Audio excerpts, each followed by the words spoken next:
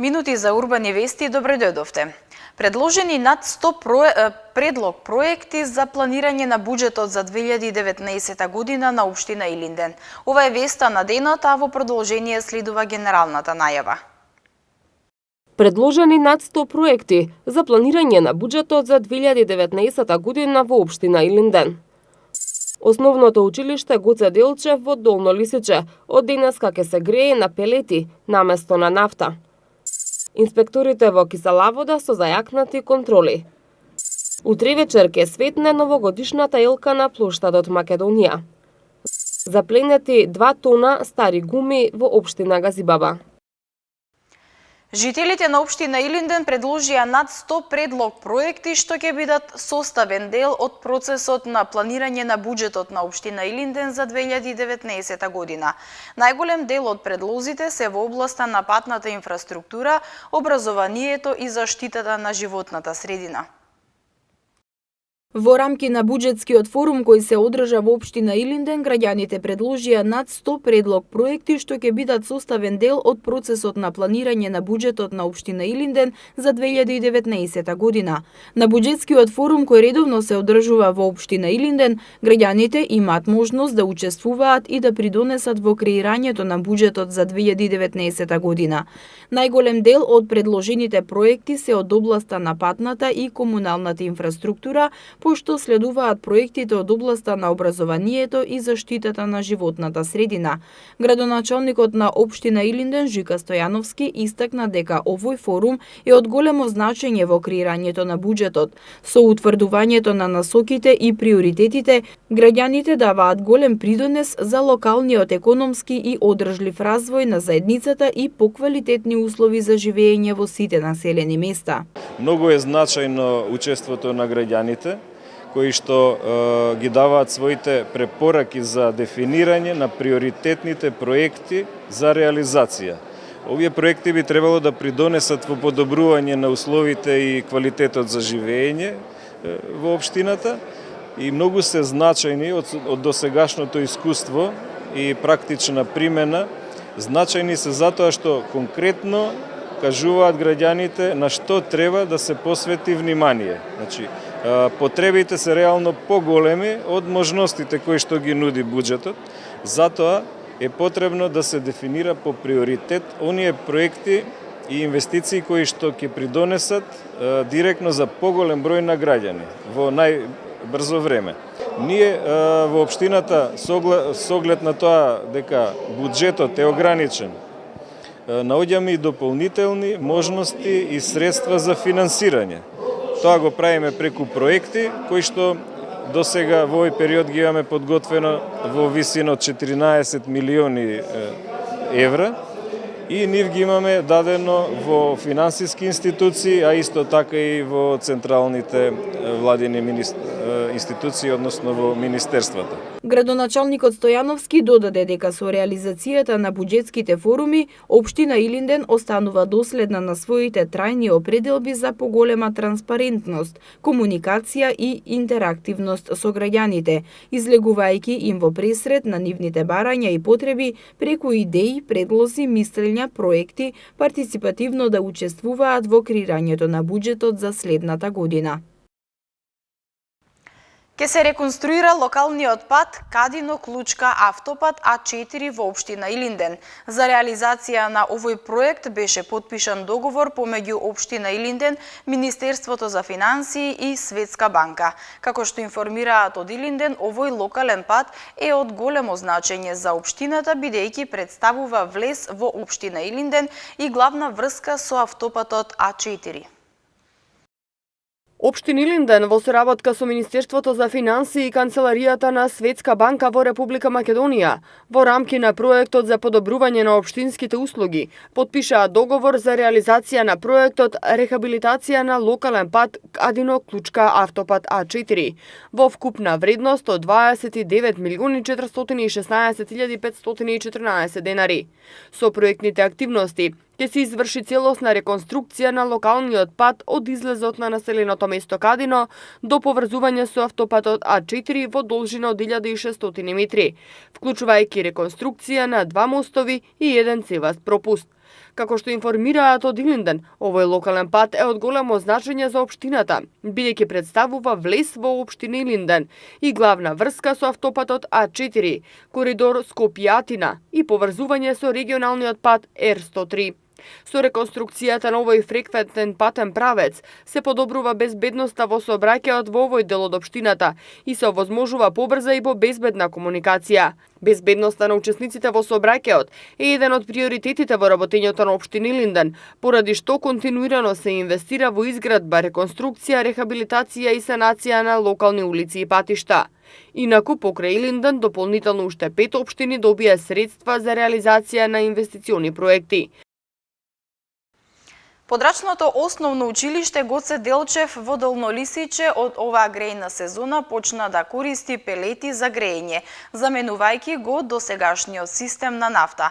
Котелот на пелети го набавија општина Аеродром и Бирото за регионален развој со заеднички средства. Во борбата против загадувањето на воздухот се вклучија и основните училишта. Откако минатата недела информиравме дека 2 училишта во општина Ѓорче Петров ќе го променат начинот на затоплување со цел намалување на аерозагадувањето, денеска бевме сведоци на промоција на нова печка на пелети за затоплување на основното училиште Гоце Делчев во населеното место Долно Лисиче. На промоцијата присуствуваа заменик министерот за животна средина Јани Макрадули и градоначалникот на општина Аеродром Златко Марин, кој нагласи дека од тука почнува големата акција за промена на системот на затоплување на училиштата, која ќе продолжи и во другите училишта на територија на општината. До година планираме на исти начин да и Гоце Делчев централното училиште да го пренамениме и Димитар Македонски. Оваа година општина Аеродром го зголеми буџетот 20 пати. Учествувавме во делот на засадување на 1800 сопствени дрва, прочистувачи за сите простории во градинките, како и за сите простории во основните училишта. Директорката на училиштето Гоце Делчев информираше дека досега за еден месец затоплување на нафта трошеле околу 60.000 денари, а од сега се очекува со употребата на пелети месечно за затоплување на ова училиште да се трошат околу 35.000 денари. Финансиски ако сме трошеле месечно, значи околу 61.000 за 1 тон нафта, денес ние ќе трошиме за еден месец само 35.000 денари.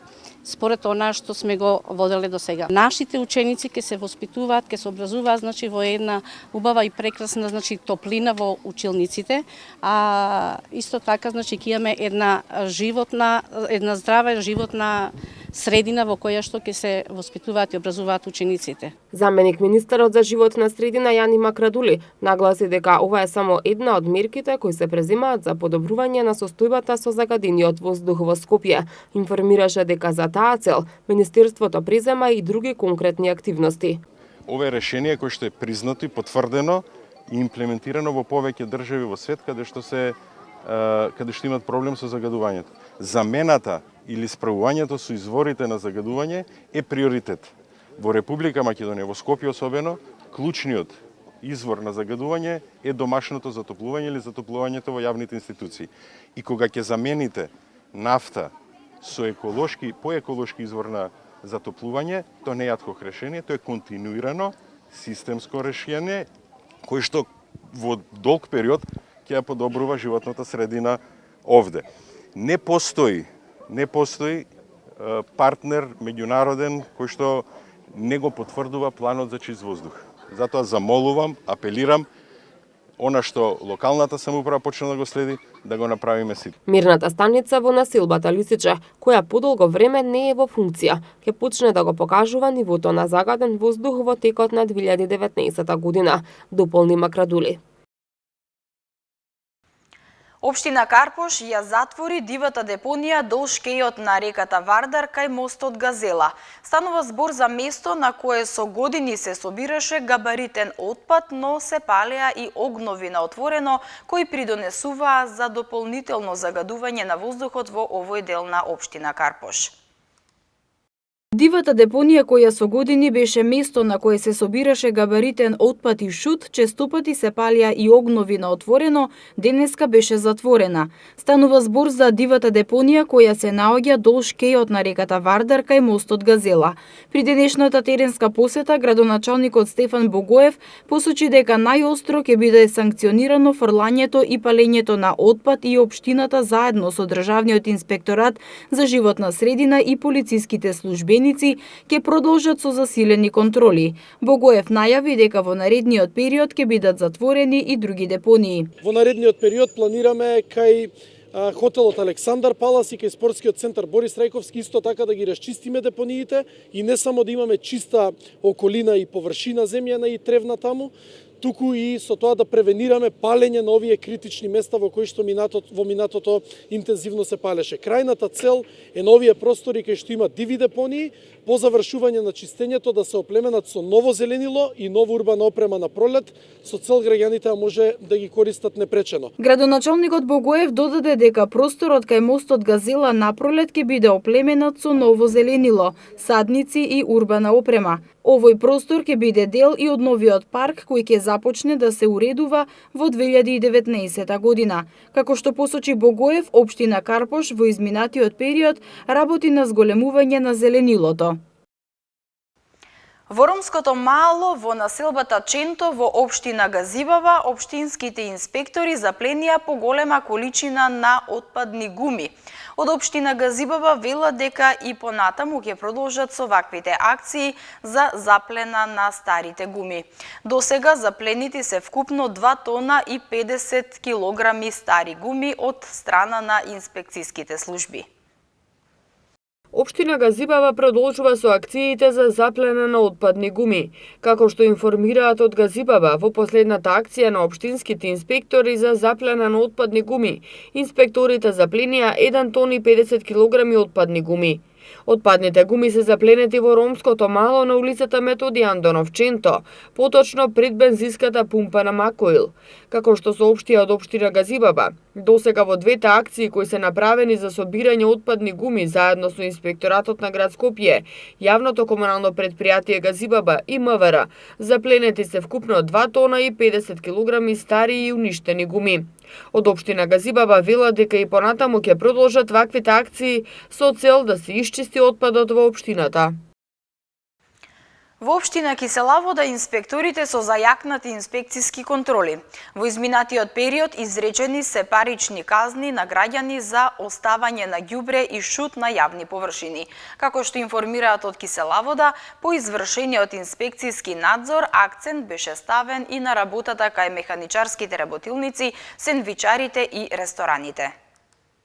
Во текот на последниот квартал од тековната година, овластениот комунален инспектор и овластените комунални редари во општина Кисела Вода изрекле 10 парични казни во висина од 50 евра во денарска противредност за прекршоци сторени согласно Законот за јавна чистота, односно за оставање на градежен материјал, оставање на ѓубре, како и продажба на земјоделски производи на јавна површина.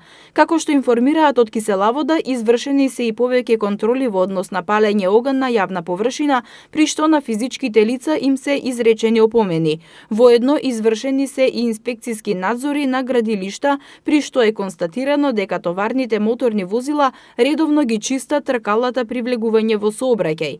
Овластените инспектори за животна средина при општина Кисела Вода во текот на последниот квартал од тековната година вршеа редовни инспекцијски надзори по добиена пријава од граѓани. Од извршените инспекцијски надзори после утврдената неправилност издадени се 2 решенија со задолжување за отстранување на неправилност.